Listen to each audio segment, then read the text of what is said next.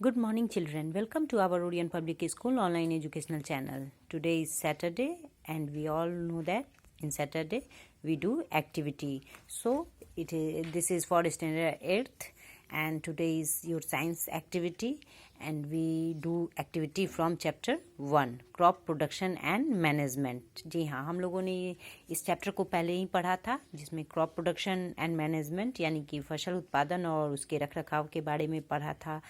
तो इस चैप्टर में हम लोग बात करेंगे सोइंग का.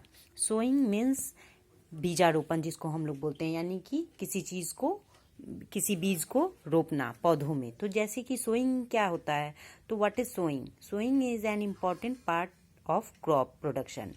Before sowing, good quality, clean and healthy seeds of a good variety are selected. Farmers prefer to use seeds which give high yield. जी हाँ, फार्मर्स को सबसे पहले तो अपने खेतों में ज़्यादा से ज़्यादा उत्पादन हो, फसल ज़्यादा हो, इसके लिए उन्हें चूज़ करना पड़ता है कि कौन सा हेल्दी है और कौन सा अनहेल्दी, अनहेल्दी यानी कि डैमेज सीड्स है. तो हम लोग इसका एक छोटा सा प्रैक्टिकल करेंगे. सबसे पहले कि इस एक्टिविटी को करने का उद्देश्य क्या है, तो what aim do we have.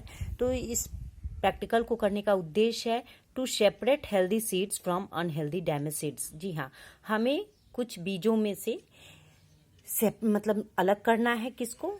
Unhealthy seeds में से हेल्दी सीड्स को. यानी कि जो अच्छे एक बीज होता है, जैसे किसी भी चीज़ का हम बीज लेंगे और उसमें से हम छटाई करेंगे. कैसे? कि वही हमको देखना है इस एक्टिविटी में कि कैसे हम अनहेल्दी सीड्स से हेल्दी सीड्स को निकालते हैं. तो मटेरियल्स इसके लिए हमें क्या क्या रिक्वायर्ड होगा इस प्रैक्टिकल को करने के लिए? Wheat seeds, beaker, water and स्टेरर. तो देख सकते हैं आप, जैसा कि वीट सीड्स भी है हमारे पास, वाटर भी है, बीकर नहीं है अवेलेबल, तो हम कोई भी छोटा सा ग्लास ले लेंगे शीशे का और स्टेयर भी ले लेंगे. ठीक है. अब now how do we proceed? तो सबसे पहले हम क्या करेंगे? Take some water in a beaker and fill it half with water. इसमें हम पानी आधा भरेंगे, आधा पानी से हम डाल देंगे और फिर इसमें क्या करेंगे? And a handful of wheat seeds in the beaker. जी हाँ, हम लोग इसमें एक मुट्ठी पूरा भर के इसमें गेहूं का बीज डाल देंगे. जी हाँ, इसको डालेंगे. फिर हम इसे क्या करेंगे? Stir the water and leave it the setup off for the time. कुछ समय के लिए इसको हम ऐसे ऐसे मिलाएंगे. ठीक है, इसको मिलाएंगे और कुछ समय के लिए इसको हम छोड़ देंगे.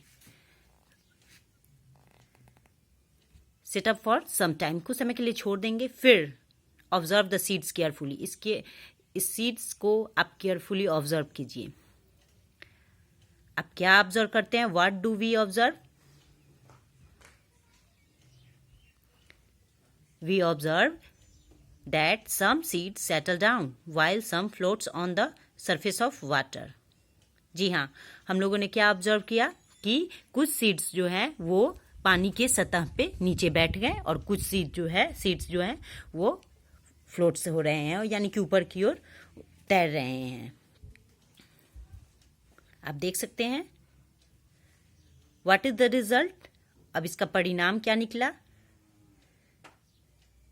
तो the above activity shows that damage seeds are hollow and lighter and float over water. जी हाँ, ये पूरी प्रक्रिया में, पूरी एक्टिविटी में आपने क्या देखा कि जो डैमेज सीड्स होते हैं वो आपको ऊपर की ओर आ जाते हैं. जैसे मैंने यहाँ पे आप देख सकते हैं, ये डैमेज सीड्स हैं. इसको हम बुआई के लिए अगर ऊपर निकालते हैं तो ये फसल इसकी अच्छी नहीं होगी. यानी कि इसका रिजल्ट यही निकला कि above activity shows that damage seeds are hollow and lighter and float over water. ये पानी के ऊपर ऊपरी सतह पे तैरने लगा. और दूसरा रिजल्ट क्या निकला? Before sowing seeds damage seeds are separated by adding seeds in a big tub having water. जी हाँ, अब इसमें से हम क्या करेंगे कि ये सारा जो है, इसमें से हम क्या करेंगे कि जितने सारे डैमेज सीड्स हैं उसको हम एक बड़े से बर्तन में निकाल लेंगे, इसको अलग कर देंगे. ठीक है. और जब हम इसको ऊपर की ओर पूरा छान लेंगे, इसको इसको पूरे डैमेज सीड्स को ऊपर निकाल देंगे। फिर हम बार बार इस प्रक्रिया को कर सकते हैं ताकि जो अंदर दब गया हो अनहेल्दी डैमेज सीड्स वो फिर से ऊपर की ओर आ जाए। तो फिर हम इसे छान के अलग बर्तन में निकाल देंगे और इससे क्या होगा कि हमारे पास अच्छी सीड्स यानी कि हेल्दी सीड्स जो है वो हमारे पास बच जाएंगे।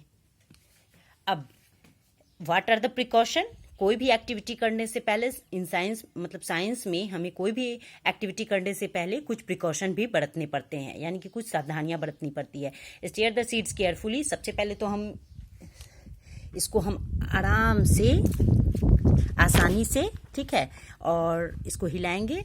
दूसरा कि handle the glassware carefully. अब इसको हम आसानी से एक हाथ से पकड़े रहेंगे और फिर इसको मिलाएंगे। तो इन सारी चीज़ों को आप ध्यान में रख के इस एक्टिविटी को कर सकते हैं।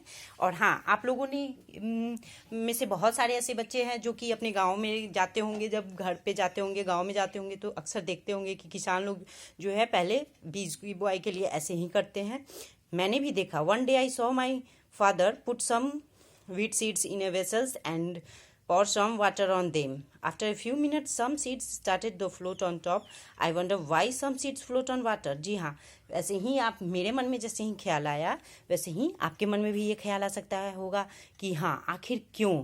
तो आप लोग को ये पता चल गया होगा कि क्यों जो है कुछ सीड्स जो होते हैं वो नीचे की ओर रह जाते हैं और कुछ सीड्स जो होते हैं वो फ्लोट ऑन वाटर, वो पानी की ऊपरी सतह पे तैरने लगते हैं। तो इन दिस एक्टिविटी हम लोग इस एक्टिविटी में क्या समझे, क्या निकले कि क्या देखे कि जो भी डैमेज सीड्स जो होते हैं वो हॉलो होते हैं और लाइटर होते हैं, इसी वजह से वो ऊपर की ओर तैरने लगते हैं। So I think you all are like this activity. So thank you.